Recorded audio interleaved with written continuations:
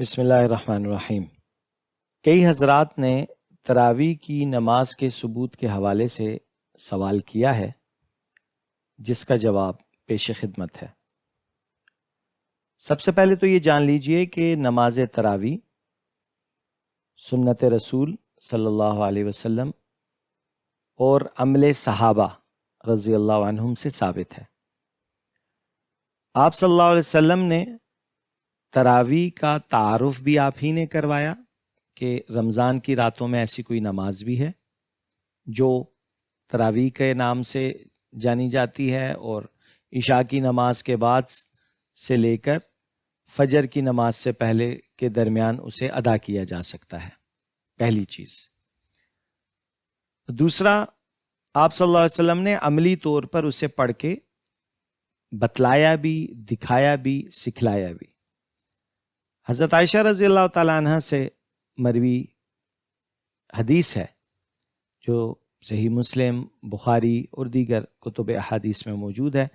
کہ آپ صلی اللہ علیہ وسلم نے رمضان کی ایک رات حجرے سے باہر تشریف لے گئے اور آپ نے تراویح کی نماز پڑھی، صحابہ ساتھ شریک ہو گئے۔ اگلے دن بھی آپ نے ایسے ہی عمل کیا، مزید صحابہ ساتھ شریک ہو گئے،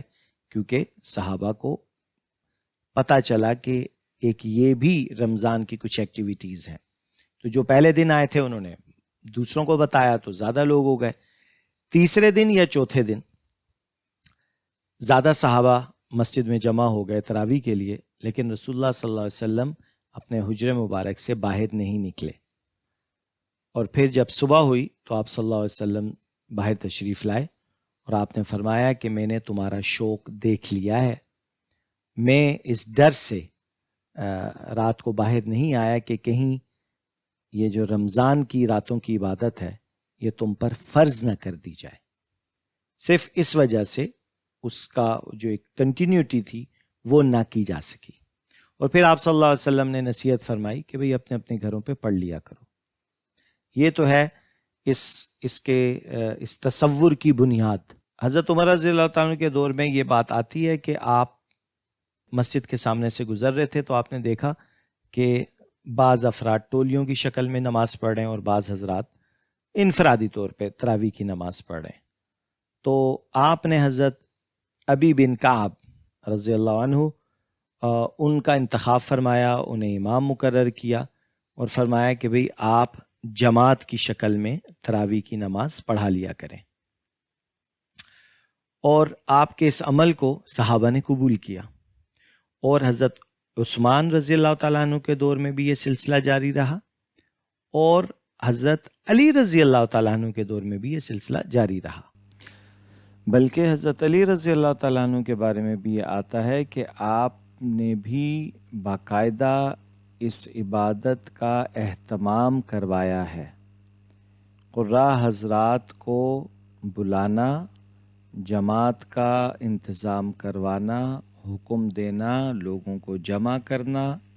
یہ تمام اعمال حضرت علی رضی اللہ تعالیٰ عنہ نے بھی اپنے دور میں فرمائے ہیں۔ بلکہ وہ ایک دعا بھی دیا کرتے تھے حضرت عمر کو کہ اللہ رب العزت حضرت عمر کی قبر کو روشن کر دے جس طرح انہوں نے اللہ کے گھر کو روشن کیا ہے۔ اور پھر اس کے بعد امت کے اندر مستقل تواتر کے ساتھ آج تک یہ سلسلہ جاری و ساری ہے۔ حدیث کے اندر جو اگر ہم واپس بخاری والی حدیث پہ چلے جائیں تو اس کے اندر حضور صلی اللہ علیہ وسلم نے جو بات فرمائی تھی وہ یہ تھی کہ مجھے خوف ہے، مجھے ڈر تھا کہ کہیں تم پر فرض ہی نہ ہو جائے۔ اس کا مطلب یہ ہوا کہ وہ چاہتے تھے کہ جس طریقے سے گزشتہ 2-3 دن بڑے اہتمام کے ساتھ سب نے نماز پڑھی تھی وہ پڑھی جائے، لیکن اس خوف کی وجہ سے آپ رک گئے۔ تو حضرت عمر رضی اللہ تعالیٰ عنہ نے اس خواہش کو پکڑا اور اس خواہش کو زندہ کیا، کیونکہ حضور کی زندگی میں اگر یہ عمل ہوتا تو لازمی سی بات ہے وحی کا سلسلہ تھا، کوئی نہ کوئی حکم آ سکتا تھا اور سب کے اوپر پابندی ہو جاتی، اور ہم اور آپ اپنا حال جانتے ہی ہیں کہ 5 نمازوں پہ ہماری کیا حالت ہے۔ اگر رمضان کی 30 راتوں میں یا 29 راتوں میں ہمارے اوپر تراویح فرض ہو جاتی تو الامان والحفیظ، ہم میں تو ایک بہت بڑا طبقہ وہ ہے جو صرف جمعے کا نمازی ہے، تو ایک بہت یعنی ایک بحیثیت مسلمان ہماری گناہوں کی لسٹ میں اضافہ ہی ہونا تھا۔ لیکن جب بعد میں صحابہ نے اس کو مستقل اپنایا تو اس کا نتیجہ یہ ہوا کہ یہ اس کا درجہ فرض کا نہیں رہا، ٹھیک ہے، اب اس کا درجہ بن گیا سنت کا، اور کیونکہ مستقل تواتر کے ساتھ اس پر پوری امت نے سختی سے عمل کیا ہے، اب اس کا جو درجہ ہے وہ ہے سنت مؤکدہ کا۔ فقہا اس کو سنت مؤکدہ لکھتے ہیں، سنت کفایہ لکھتے ہیں، جس کا مفہوم یہ ہوا کہ اس عمل کو کرنے کا اہتمام تو کرنا ہے مسلمانوں نے، اگر کسی مجبوری کی وجہ سے 1-2 دن کی تراویح چھوٹ گئی تو کوئی حرج نہیں، لیکن اگر کسی نے مستقل عادت اپنا لی، تراویح کا اہتمام ہی ترک کر دیا، تو وہ گنہگار ہوگا۔ آپ کے ذہن میں شاید یہ سوال آ رہا ہوگا کہ کس طرح گنہگار ہوں گے؟ تو اس کا جواب ہے کہ جہاں قرآن پرائمری سورس ہے شریعت میں،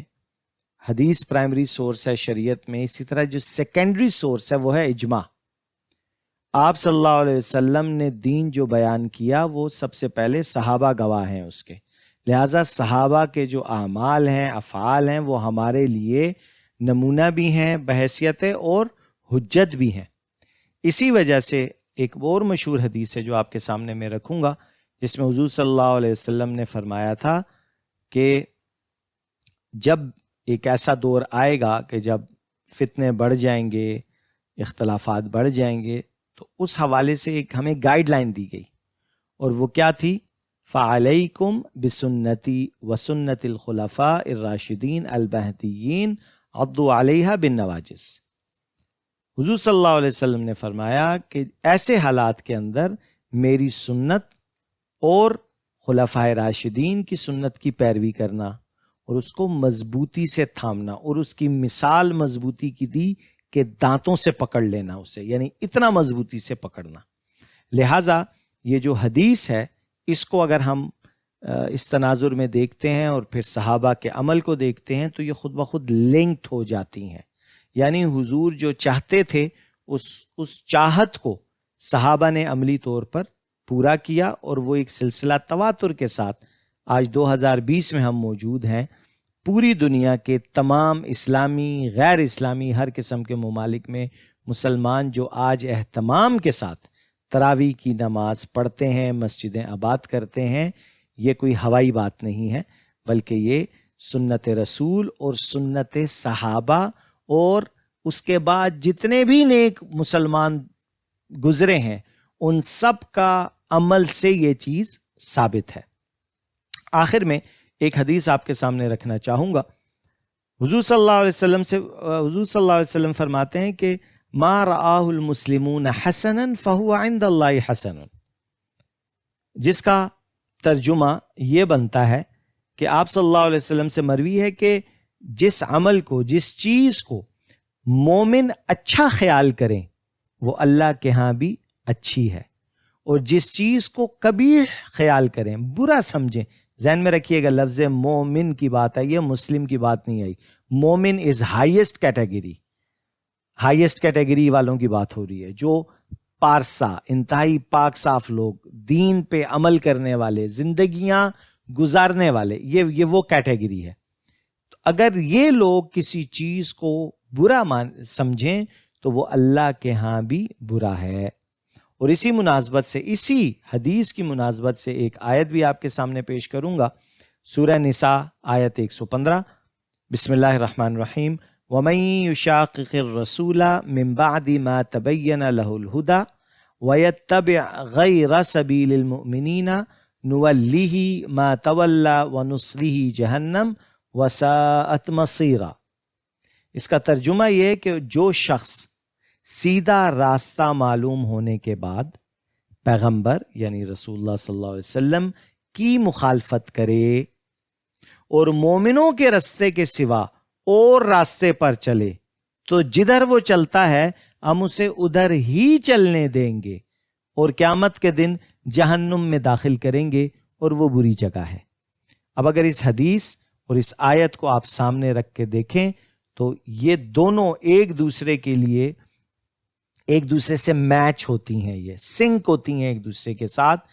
کہ رسول اللہ صلی اللہ علیہ وسلم نے اپنی حدیث سے اس عمل کو،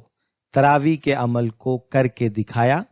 اور مومنین نے جو آپ کے بعد والے ہیں، صحابہ، اس کے بعد جتنے بھی ابھی تک کے نیک لوگ گزرے، انہوں نے اہتمام کے ساتھ اس تراویح کا انتظام کیا۔ لہٰذا اگر کوئی خدا نخواستہ اس عمل کا انکار کرتا ہے تو وہ پلیز اس آیت کو ضرور پڑھ لے۔ اللہ رب العزت ہم سب کو صحیح طریقے سے دین پڑھنے، سمجھنے